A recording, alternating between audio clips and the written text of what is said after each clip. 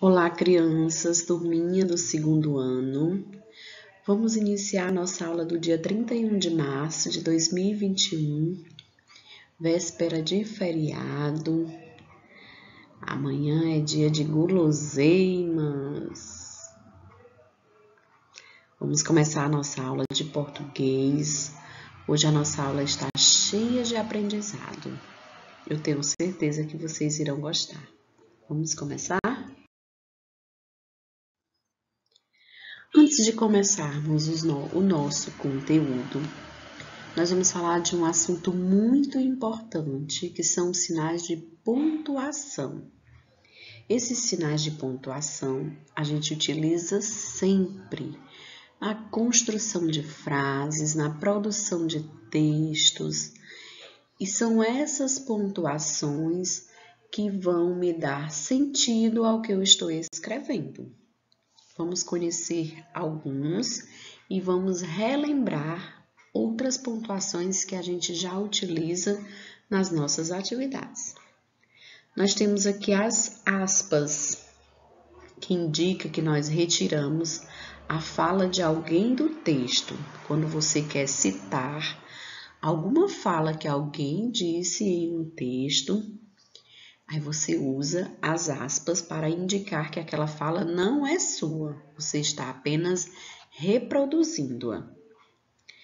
Nós temos também as reticências, que são esses 3 pontinhos, são usadas para indicar uma interrupção de pensamento, ou seja, aquele pensamento não está completo.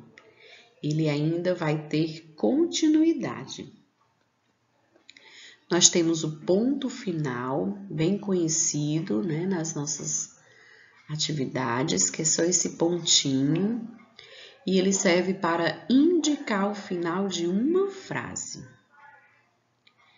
Ponto de exclamação indica admiração, alegria, espanto. Nós temos os 2 pontos, esse que é um em cima do outro. Ele é usado para dar uma explicação, ou então quando você quer enumerar coisas. Nós temos também o travessão, que é esse tracinho. Ele é muito frequente nos diálogos, nas narrativas, onde a história existem vários personagens que estão conversando. E ele indica que algum desses personagens vai falar, alguém vai falar. Aí usa-se o travessão. Ponto de interrogação também já é bem conhecido e ele indica que está sendo feito uma pergunta. E nós temos a vírgula, que é quando nós vamos indicar uma pequena pausa na leitura. Esses são alguns sinais de pontuação que nós utilizaremos nas nossas atividades ou que é bom a gente estar conhecendo para quando a gente precisar usar em algum texto, a gente saber o significado de cada um.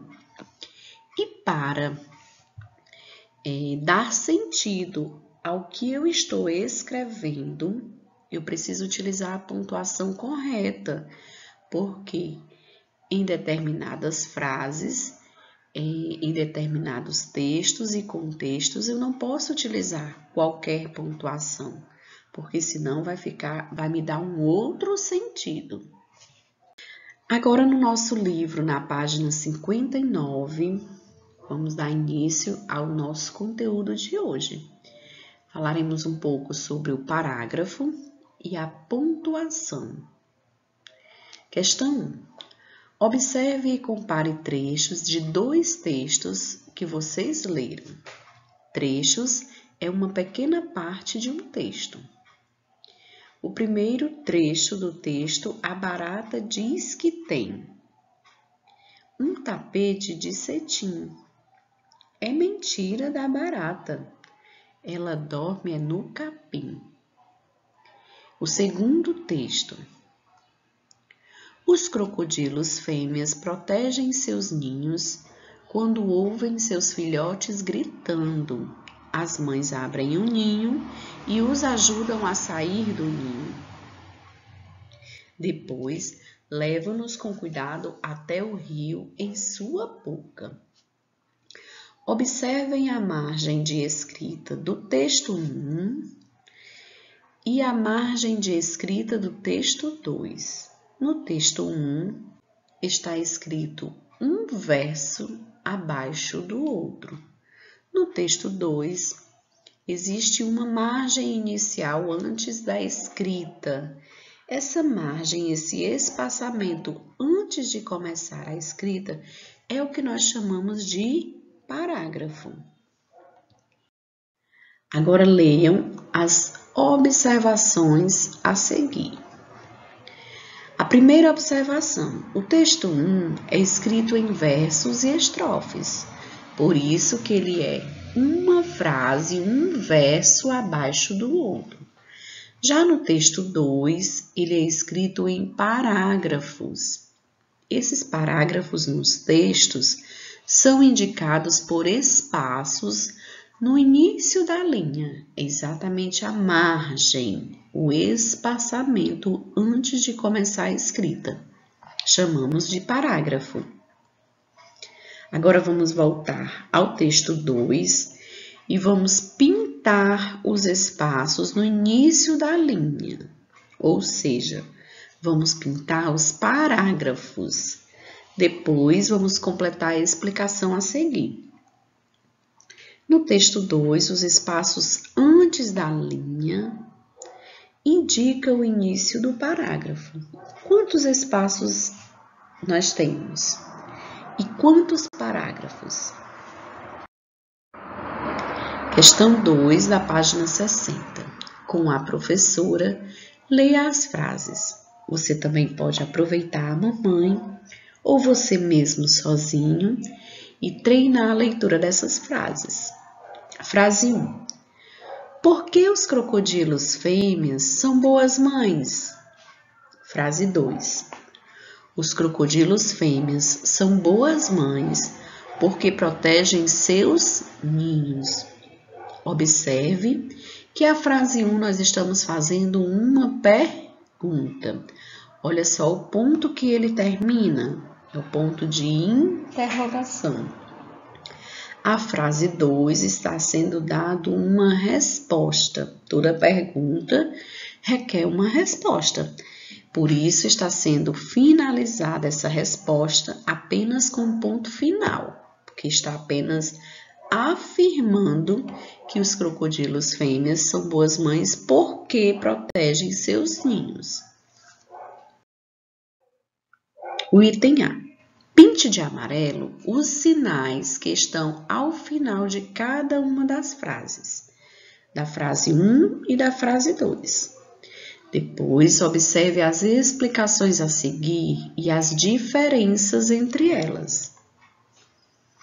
A frase 1 é uma pergunta e o sinal que está sendo usado é o ponto de interrogação. A frase 2 é uma resposta. Ela está dando uma declaração e o sinal que está sendo usado é o ponto final.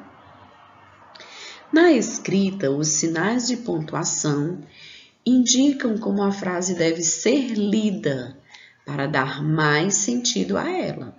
É diferente de eu ler uma frase terminando com um ponto de exclamação, é diferente a entonação que eu preciso usar quando termina com interrogação.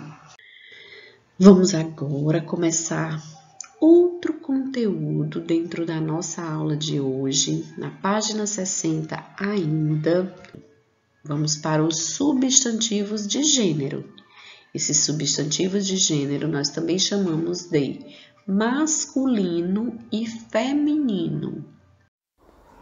Pertencem ao gênero masculino todos os substantivos em que é possível antepor o artigo o ou um. Exemplo, quarto, um médico.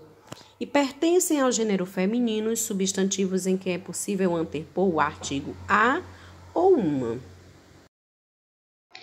Vamos ver na prática como é que essas palavras a gente coloca no substantivo feminino ou masculino. Releia o título.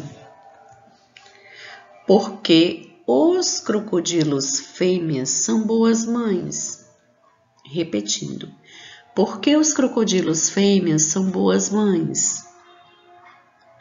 Nesta frase, para indicar que a mãe crocodilo é quem cuida dos filhotes, a palavra fêmea veio junto com o nome do animal.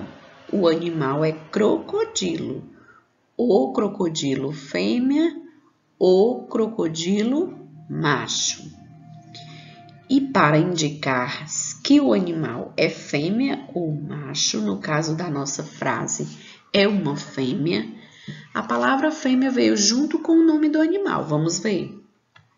Crocodilo fêmea. Se quem cuidasse dos filhotes fosse o pai crocodilo, a palavra macho viria junto ao nome do animal e ficaria assim. Me digam aí como é que ficaria. Existem também outros animais que precisam da palavra macho ou da palavra fêmea para indicar o gênero masculino ou feminino. Agora é a sua vez. Siga e complete o quadro. Nós temos aqui o nome do animal, se ele é masculino, se ele é feminino. Vamos ver o exemplo. Jacaré. No masculino vai ficar jacaré macho, no feminino vai ficar jacaré fêmea. O segundo animal é zebra. Como é que vai ficar no masculino e feminino? O terceiro animal é girafa. Vamos fazer uma pesquisa com a mamãe. Como é que vai ficar zebra e girafa no masculino e no feminino? Mas eu tenho certeza que vocês já pegaram no ar como é que vai ficar. Vocês são espertos. Questão 3, na página 61. Os nomes de pessoas, animais e coisas podem ser masculinos ou femininos. Forme pares seguindo o exemplo. Nós temos aqui a coluna de nomes masculino e a coluna de nomes no feminino. Vamos ver o exemplo. O menino. Feminino vai ficar a menina. Vocês vão fazer agora o primo, o amigo, um professor e o diretor. Lembrando que os substantivos eles seguem do artigo. Quando é masculino, o artigo o ou um. Quando é no feminino, a ou uma. Questão 4. Complete. Antes da palavra masculina, acabei de dizer, olha só, usa-se o artigo. Quais são os dois artigos que definem que a palavra está no masculino? Antes da palavra feminina, usa-se o artigo. Quais são os dois artigos que definem o gênero da palavra feminina? Vou ficar aqui esperando, hein? Estudar é uma porta aberta para o próprio crescimento e evolução. Por isso, vamos estudar com dedicação, com capricho, com atenção, porque nós levaremos o nosso aprendizado de hoje para o resto das nossas vidas. E se assim surgir alguma dúvida com a nossa aula de hoje, podem me perguntar que eu vou estar aqui aguardando. Eu fico feliz com cada registro seu. Não deixe de participar, viu? Um super abraço e um excelente feriado para cada um de vocês. Um beijo!